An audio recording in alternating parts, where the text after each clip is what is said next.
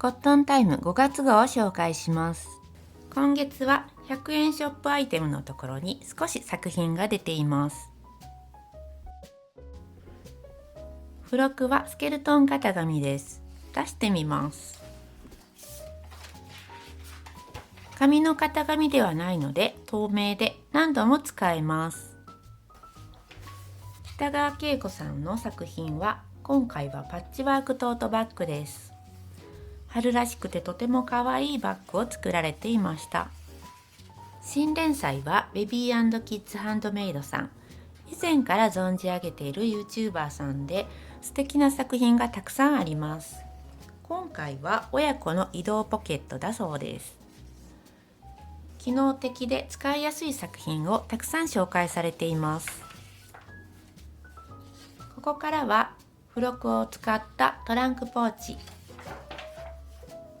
スケルトン型紙の使い方が紹介されています。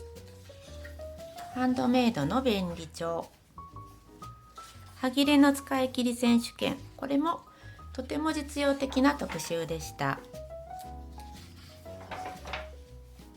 家にある歯切れを有効に活用できます。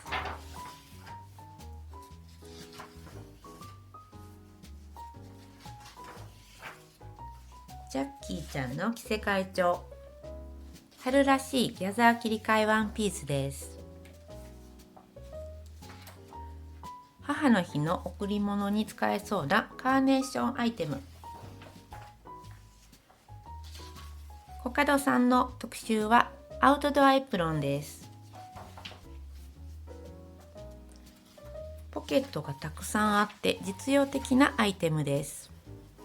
私の今回の一番のおすすめはハンドメイドの便利帳コンプリートブックです。いつも好きなコーナーだったのですが、今回はたくさん特集されています。便利なアイテムやソーイングテクニックがあります。これは買ってからのお楽しみです。宝石編みのアクセサリー。ここからは100均アイテムを使った特集です。モコモコポーチ、かわいいです。あと、こんなのも100円で売ってるのかとか、いろいろ参考になります。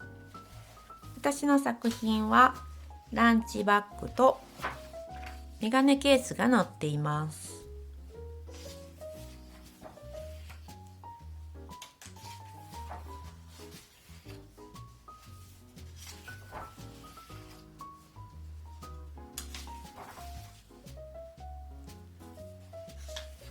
こちらは母の日に贈るフラワーリボンの手作りギフト。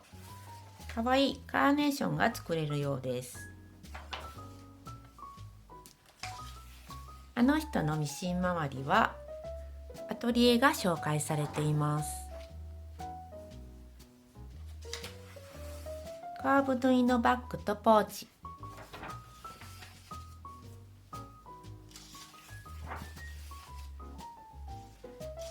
詳しく図解で説明されています。